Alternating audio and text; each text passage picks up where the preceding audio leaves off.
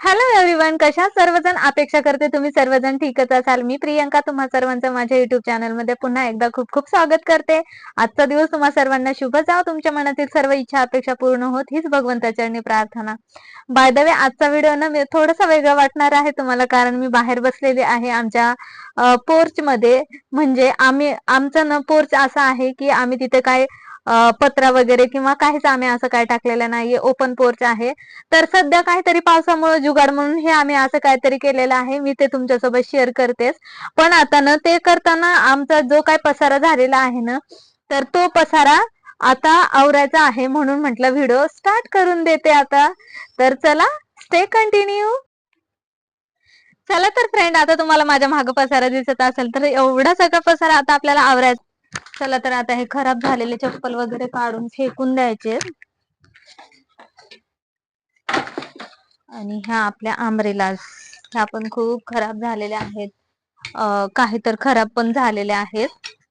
तर बघा, एखादी चांगली गोष्ट करत असताना त्यामागं एवढं कष्ट करावं लागतं हे तर आपल्याला सगळ्यांना माहीतच आहे. कारण कष्टाशिवाय कुठली गोष्ट मिळत नसते.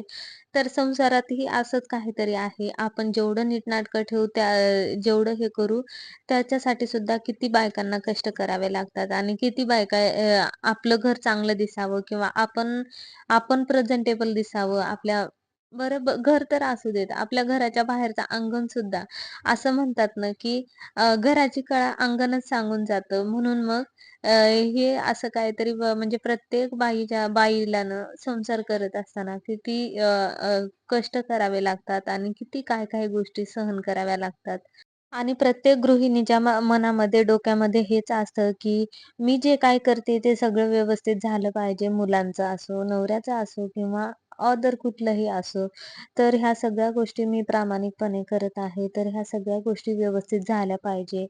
तर म्हणजे प्रत्येकालाच असं वाटतं ना, की आता आपण बघा, एखाद्या कंपनीमध्ये जॉब करतो आणि जॉब करत असताना प्रत्येक गोष्ट ही प्रेझेंटेबल असायला हवी. जसं की स्वतःचं ग्रूमिंग असो किंवा स्वतःचं वर्क असो किंवा तुमचं बोलण्याचं स्किल असो, ह्या सगळ्या गोष्टी खूप मॅटर करत असतात. तसंच एका गृहिणीला सुद्धा प्रत्येक गोष्ट ही खूप मॅटर करत असते. तर घरी असणारी गृहिणी म्हणजे तसं तिलाही तिच्या मुलांसाठी किंवा नवऱ्यासाठी किंवा घरच्यांसाठी करत असताना तिलाही प्रत्येक गोष्ट असं वाटत असतं, की नाही, हे सगळं काही गोष्टी प्रेझेंटेबल आणि व्यवस्थित दिसल्या पाहिजे. हो, माझा मुलगा स्कूलला गेला की छान दिसला पाहिजे, कॉलेजला गेला की छान दिसला पाहिजे आणि त्याचा अभ्यासही चांगला असला पाहिजे. हे प्रत्येक गोष्टीचं टेन्शन करत आणि घर सांभाळत हे सगळ्या काही गोष्टी ती म्हणजे एका स्वतःचं काय म्हणू शकतो ना आपण, एकदम असं स्वतःच्या 100% एफर्ट देऊन करत असते.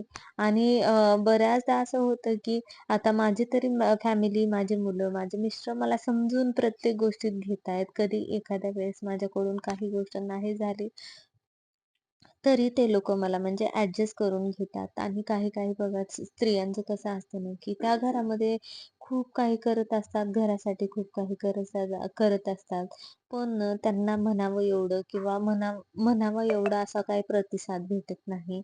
म्हणून काही-काही स्त्रिया अशा खचल्यासारख्या असतात किंवा त्या स्वतःला म्हणजे एवढं काही हे करत नाहीयेत. म्हणजे स्वतःला म्हणजे आता त्यांचं आयुष्यच हे झालंय असं समजून त्या प्रत्येक गोष्ट करत असतात.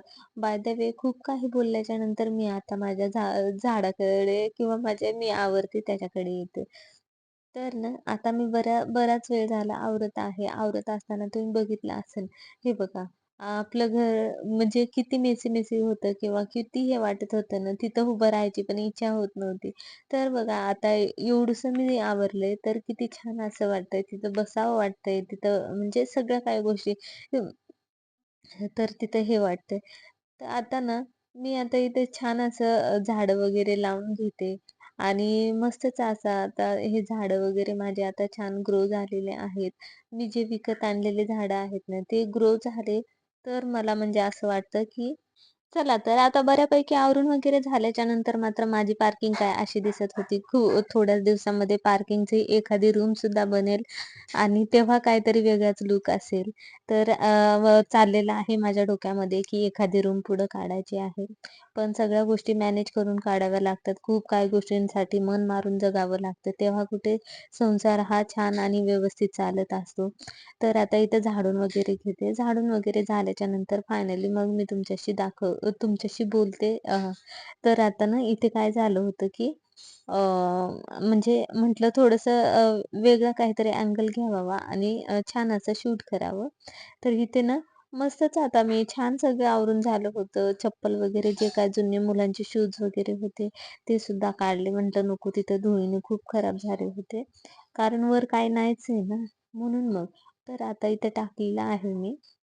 अ, वरती थोडंसं म्हणजे नाही का एखादं प्लास्टिक वगैरे म्हणू शकतो आपण, ते टाकलेलं आहे. तर आता छान असं हे झालेलं आहे. वाटतंय पण तिथं आणि पाऊस पण कमी लागणार आहे. तर ना फ्रेंड बघू शकता तुम्ही आता किती छान आपलं घर म्हणजे बाहेरचं सगळं वाटतंय. तर आता तर थोडा अंधार झालेला आहे. तर आता काही एवढं व्यवस्थित नाही दाखवू शकत. नेक्स्ट म्हणजे उद्या वगैरे मी जमलं तर तुम्हाला नक्कीच शेअर करण्याचा प्रयत्न करेल. बाय द वे आजचा व्हिडिओ कसा वाटला ते कमेंटद्वारे नक्कीच कळवा. व्हिडिओला लाईक, चॅनलला सबस्क्राईब करायला मात्र विसरू नका. हो आणि आजचा व्हिडिओ थोडासा युनिक होता. So stay continue